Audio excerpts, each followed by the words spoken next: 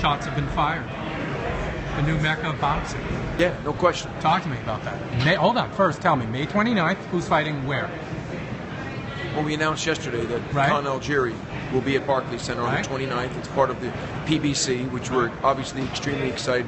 The show they put on last week at Barclays Center was unprecedented. The buzz, the professionalism, the big event, feel that the Barclays Center had last week was just incredible. It's So Amir Khan against Long Islander Chris Algieri, May 29th, and then June 6th. That's what we're and then here we for come back today, with Cotto on June right? 6th. So we back-to-back weeks of premier boxing in Brooklyn. I mean, at the highest level. Is that going to be oversaturation, overkill, back-to-back boxing in a big building too? No. We think that there's different audiences here. We think obviously from Miguel Cotto, it's part of the celebration of the the Puerto Rican holiday, if you will. Right. And obviously there's a lot of Puerto Ricans in Brooklyn, so we think that's a great audience and a great fight for June 6th. And then on May 29th, you've got your Arab Americans, Muslims. You've got obviously because of Khan, obviously you've got all of Long Island. Right. I mean, he sold over 5,000 seats when he fought Provatnikov in our building last June. Okay. So we think we'll pull from Long Island.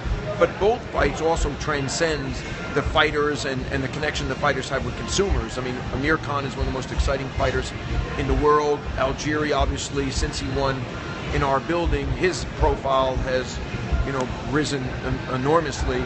And then you come back a week later with Cotto, who is legendary. So our goal is to bring big-time events to Barclays Center, and unquestionably we're doing that both on the 29th and 6th. And is it the cachet and the buzz of Brooklyn, or is it the ability and willingness to spend freely? What is it about Barclays that is drawing this business from Madison Square Garden?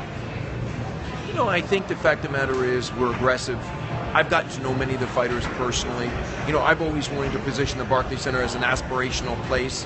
So when you think about Algieri, he won the belt in Brooklyn, and from there, Brooklyn now has become his home away from home. Khan, I've socially entertained him at the Barclays Center. He's smitten with the fact that our building is just the premier venue in the country, so he wants to fight there. And if you look at the card we had last week, I mean, there's a lot of connectivity to the Barclays Center because Garcia's fought there, Quillen has fought there. Now, obviously for Cotto, it's his first time, but we're excited about it. Be good. I'll see you later. Okay, I'll close. Twin brother Michael Yormark. I caught that. All right, so what else? Send that to Mom. What else? Well, I mean, are you going to be having fights every week? May 29th, June 6th, and then we're going to see you again in July or August? What's going on?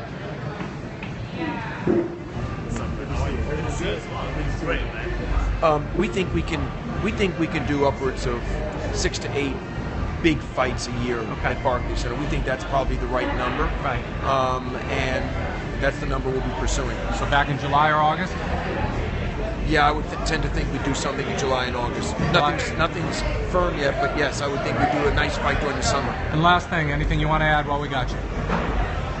Other than the fact that, we have become the mecca for boxing. And the fact that Cotto has decided to call Barclays Center home, I think, is a big validation of that. Brett Yormark, boxing boss at Barclays. Thanks. Who you guys from? The boxing boys.